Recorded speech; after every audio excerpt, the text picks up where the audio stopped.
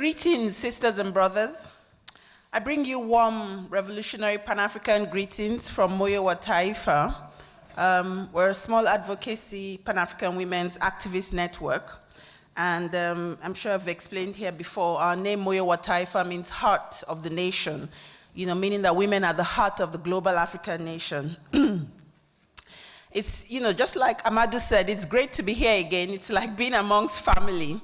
And I know there are people, that, have come to network and meet up as part of the African family, and it is good that we do this and that we use this, as a critical opportunity to meet and engage with each other. That we stop, to see ourselves as Nigerians and Gabonese and, Ghanaians and Congolese and all these other nonsensical identities that we have. Not just that we talk about them like we're talking now, but that it's actually, embedded in our spirits, in our psyche, and in our approach to our work.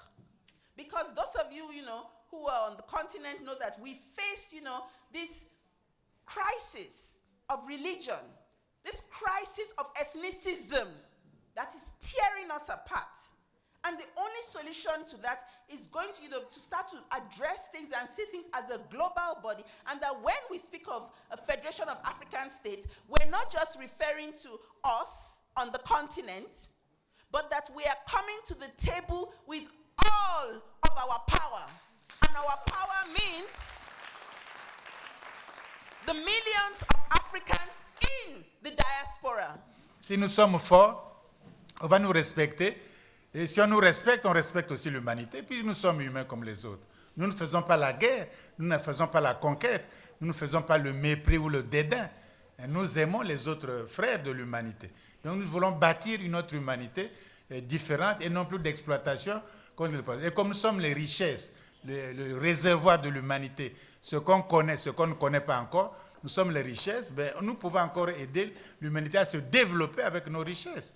Donc au fond, l'aventure que nous jouons n'est pas une aventure égoïste, n'est pas une aventure, disons, cloisonnée, repliée sur nous-mêmes. Au contraire, plus l'Afrique est forte et belle et extraordinaire, et plus le monde jouira de la puissance africaine. Tandis que nous ne jouirons jamais de la puissance occidentale, parce que c'est une puissance de domination. Afrokultur als Wissenskultur, das Wissen die Vergangenheit, Gegenwart und Zukunft Afrikas, macht nicht an nationalen oder gar kontinentalen Grenzen Halt. Als diasporischer Ansatz bedarf es keine Übersetzung. Vielmehr entsteht Afrokultur als Wissenskultur auch innerhalb der afrikanischen Diaspora in Deutschland, womit auch hierzulande eine intellektuelle Tradition fortgeführt wird. Mais l'égyptologie en tant qu'une partie de science, c'est la contribution des Africains à la science. Et cette contribution des Africains à la science constitue ce qu'on appelle la science africaine. Et cette science africaine a commencé avec une rupture épistémologique, c'est-à-dire une rupture au niveau de prémices de la connaissance, les prémices méthodologiques de la science. Il y a eu une remise en question qui a été initiée dans les années 50, 1950, par les professeurs Cheikh Anta Diop, dont la photo est un tout petit peu cachée, qui était non seulement scientifique, historien, mais qui était aussi physicien et en plus de cela, un grand panafricaniste. Il faut que les jeunes qui ont pris le pouvoir au Burkina Faso, pendant un laps de temps, parce que pendant quelques heures, ils ont vraiment eu le pouvoir, il faut qu'ils apprennent, parce qu'on ne refait pas la roue, il faut qu'ils apprennent de leurs classiques. Il faut se repolitiser, s'organiser massivement. Et à ce moment, nous qui avons eu la chance de vivre la lutte contre l'apartheid, qui savons pertinemment que ce système était soutenu par l'impérialisme, beaucoup plus que le Burkina Faso l'a été, mais que seule l'organisation locale et internationale a permis de faire tomber ce que l'impérialisme ne voulait pas, c'est-à-dire que l'apartheid continue. L'apartheid est tombé en Afrique du Sud, mais l'apartheid continue au niveau global. Nous vivons un apartheid global. Et cet apartheid global, je le répète, il veut l'Afrique sans les Africains. Une portion agissante des Africains d'aujourd'hui lutte. Nous sommes très peu nombreux, mais nous existons. Nous ne vivons pas que pour des congrès. Nous travaillons, beaucoup d'entre nous sont en exil et ce n'est pas leur place. Beaucoup d'entre nous souffrent dans nos propres pays, ce n'est pas leur place. L'essentiel de nos femmes n'ont pas accès au système qui leur permettrait d'avoir accès au pouvoir. Ce sont ces changements que Thomas Sankara a voulu apporter. Donc, j'ose espérer que vous soutiendrez le travail que nous menons dans cette affaire de Thomas Sankara.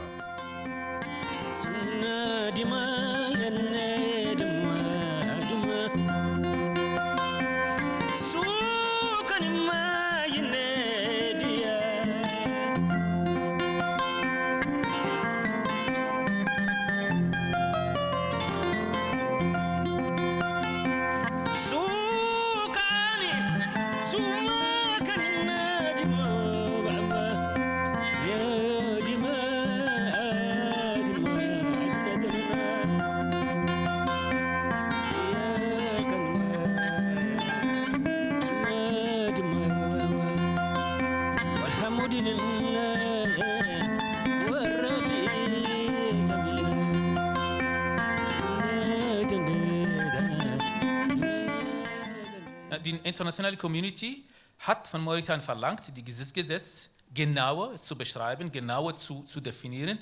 Und das haben sie versprochen. Und jetzt haben sie das Versprochene gemacht. Aber wenn man da reinguckt, da sieht man, da ist immer irgendwo so Schlupflöcher, die man da gelassen hat, extra gelassen hat, damit man halt die Sklaven nicht belangt. Weil die Sklavenhalter heute sind Minister, sind Direktoren, sind Bankangestellte, sind Ministerien-Angestellte, sind sogar Richter.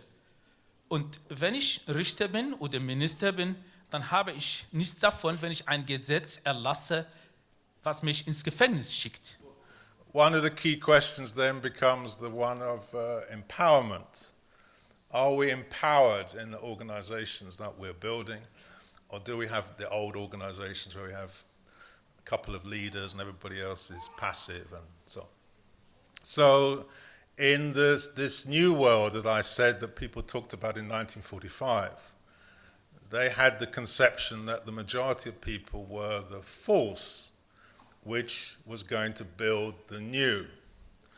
But the problem with the struggles over the last 70 years is that although there may be a conception that the majority of people are the force which is going to change things, when some change is made, the empowerment of that force stops, and the old political institutions of Europe are imposed, which are institutions to prevent people's empowerment. Pourquoi les gens partent d'Afrique? Les gens partent d'Afrique parce qu'il y a plusieurs raisons, elles sont connues. Il y a certains qui partent pour fuir la misère ambiante. Il y a des gens qui partent pour fuir une dictature féroce. Il y a des gens qui partent parce qu'ils veulent améliorer l'ordinaire. C'est humain de quitter une misère ambiante quand vous n'avez pas toutes les opportunités pour aller pour améliorer l'ordinaire, pour faire vivre sa famille. Voilà, c'est humain. Demain, j'ai appris que il y a beaucoup de Portugais qui avaient quitté l'Angola, le Mozambique, qui aujourd'hui vont vers l'Angola et le Mozambique parce que c'est des zones de prospérité. C'est normal, il n'y a pas à réagir. Donc que des Africains arrivent en Europe, c'est normal qu'ils y arrivent pour demander l'asile ou bien également pour améliorer l'ordinaire, envoyer de l'argent à leur famille, faire vivre des gens. Voyez? Parce que quelque part, nous sommes tous des migrants, nous sommes tous des réfugiés.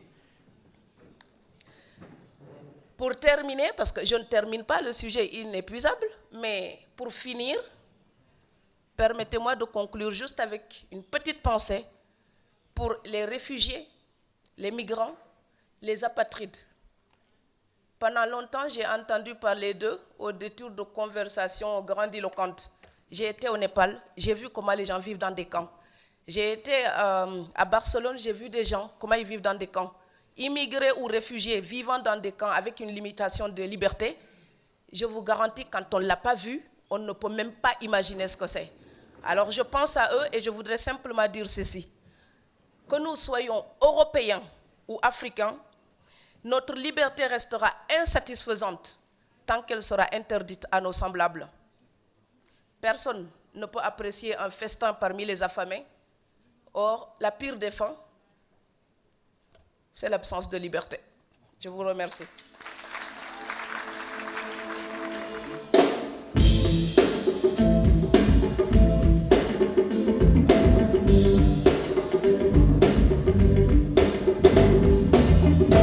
Je ne ressemble à personne. Personne n'est mieux que personne. Droit, de quoi t'arrendre à personne. Comme j'ai dit tantôt, je me suis fait à personne. Personne ne les vieilles putains des principes. Personne ne les consomme cependant. Ensemble, si le showbiz t'impressionne, bienvenue dans le temple, mon appendice fonctionne. Toujours au top du questionnaire. Jamais ne manque de vocabulaire. J'ai les verbes bloqués depuis mon naissance. Je tire toujours vers le haut ma révérence. Aussi vrai que petitesse n'est pas politesse. Faiblesse n'est pas égal à sagesse. Le mouton ne paraîtra jamais que ce qu'il est. Donc je préfère être un chien et rester enragé. Soit je se soumets à personne. Soit je se soumets à personne. Et personne ne se soumet à personne. Soit je se soumets à personne. Et personne ne se soumet à personne.